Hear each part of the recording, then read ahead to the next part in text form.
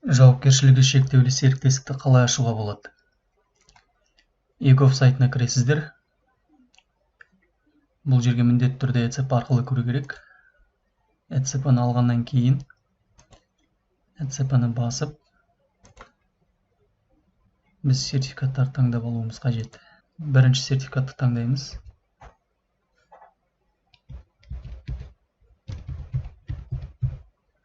Құпия сөзімізді енгіземіз.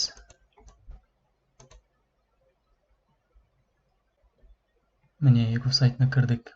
Сол жақ бетте астында гражданның бизнесу бар. Осы жерде бизнесу дегенді таңдаймыз. Бизнеске.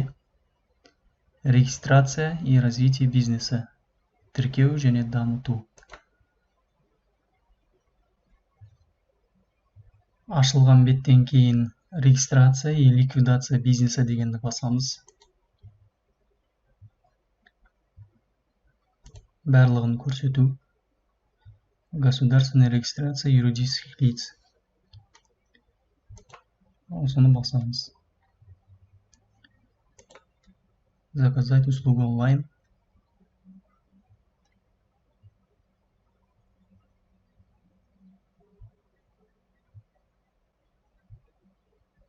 Вид деятельности алғашқысын таңдаймыз.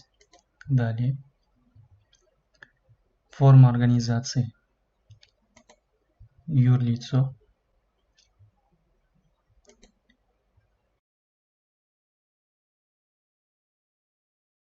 Серіктестігі. Енді жауапкершілігі шектеулі серіктестігінің атауын енгіземіз.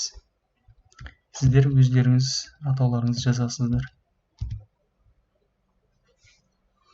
Басқарушы директор.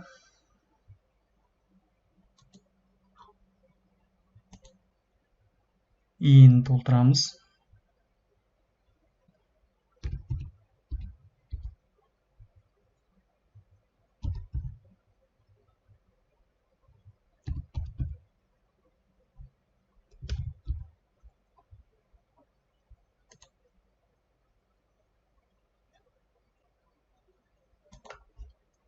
Номер решения.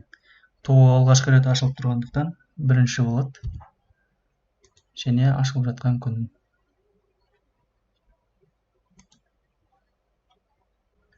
Учредительдің иінін толтырамыз. Іздеу. Сумма вклада 15 000 теңге. Доля үлесі 100%. Сақтау.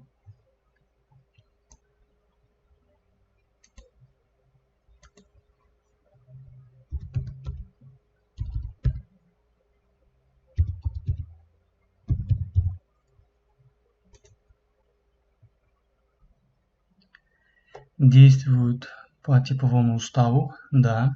Регистрация в качестве плательщика НДС. Жоқ, алғашқы уақытта НДС болмайды. Одан кейін юрлицоның орналасқан жері. Собственная недвижимость.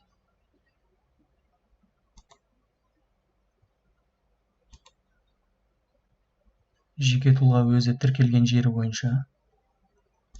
Почтовый индекс. Әркім өз қаласын енгізеді. Біз Астана қаласы. Телефон номер.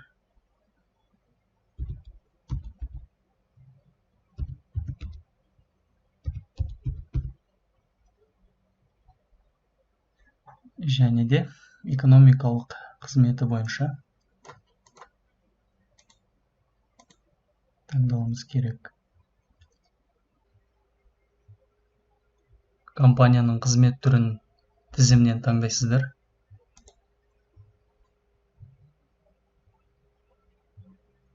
Барлығын енгіздік. Шамамен қанша адам жұмыс істейді? Шамамен 5 адам. Барлығын толтырдық. Тексеріп аламыз. Әрі қарай.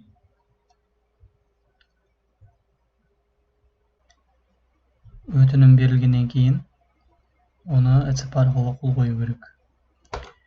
Подписать запрос. Флешка.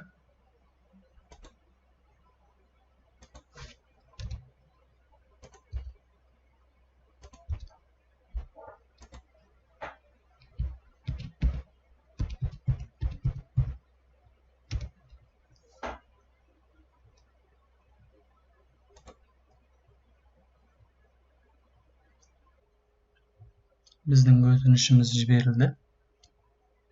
Шамамен 15-20 минуттан кейін жауабы келеді. Біздің өтінішіміз өңделді. Енді мына екі құжатты жүктеп алып, осы құжаттардың негізінде директорға шешім шығарамыз, жарғы жасаймыз. Одан кейін барып мөр жасаймыз. Осымен бітті.